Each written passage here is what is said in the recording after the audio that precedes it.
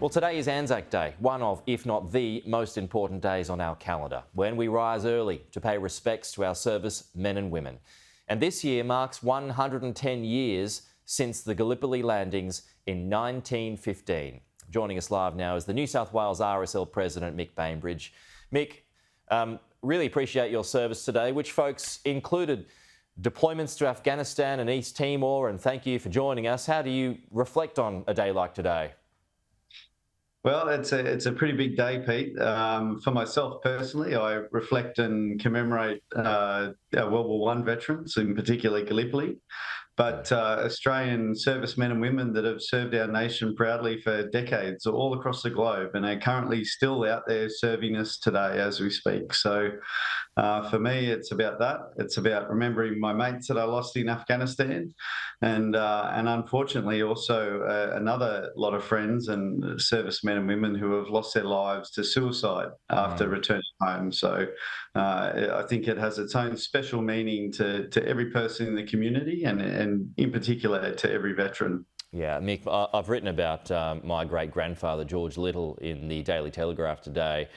And he, like so many others, well, he was a stretcher bearer on the Western Front in World War One after Gallipoli, but he became very bitter at power afterwards and angry at politicians and those who actually caused the war. And he wasn't alone on that front, by the way. Did you ever feel that way once you returned from the theatre of war?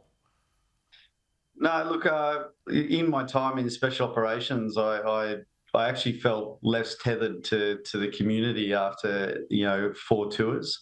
I think it's one of those things that stood out to me, and it probably made me realise that transitioning from defence is a really hard thing.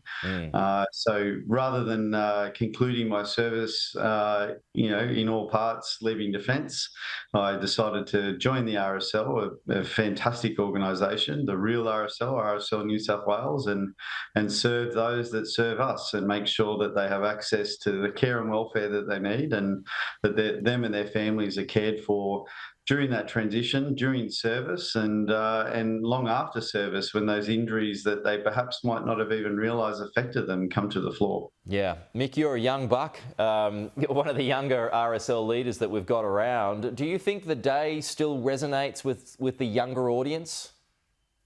Absolutely, I think it does. I think the New South Wales Education Department does a fantastic job to educate our young school kids. They held all their services prior to the school holidays.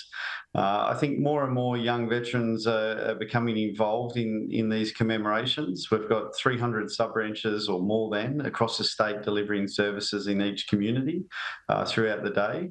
The numbers were right up there, Pete, today. We had 7,500 at the dawn service at the Cenotaph, which is only slightly down, and I assume that's because of the weather. Fortunately, the rain held off until the final minutes of the service, so we were very lucky. There is still a good turnout, yes, you're right, when it comes to these dawn services, but numbers within the ADF are not where the government wants them to be. Why do you think there is this slow take-up these days of younger people following your path? Look, a career in defence is a fantastic opportunity. With the housing crisis and affordability with certain things, defence can give young people a trade, can give them a high level of self-confidence, good pay, rental assistance, medical assistance. I think there's a fantastic opportunity for younger members of the community to go to defence and proudly serve our country. Look, I don't think numbers will decline. I don't think it's anything to be too concerned about, but certainly I would recommend that career to any young person. The only thing I would say, Pete, is we've just had the Royal Commission into Defence and Veteran Suicide conclude. It's fair to say that any Royal Commission in any industry would put spotlights where people perhaps might not feel comfortable. Yeah. But the government has accepted 104 of the 122 recommendations that came from that. And it's really important that our government and the opposition work hard to make sure that the policy is sound and that there's a greater pool of funding so that we can implement those recommendations. I must say I'm bitterly disappointed that politicians will rock up to these services today and get the photo opportunity, but the budget certainly didn't represent a clear indication that they're taking it seriously. Well, again, Mick, thank you for your service. That's Mick Bainbridge there, the New South Wales RSL President, joining us on this Anzac Day morning.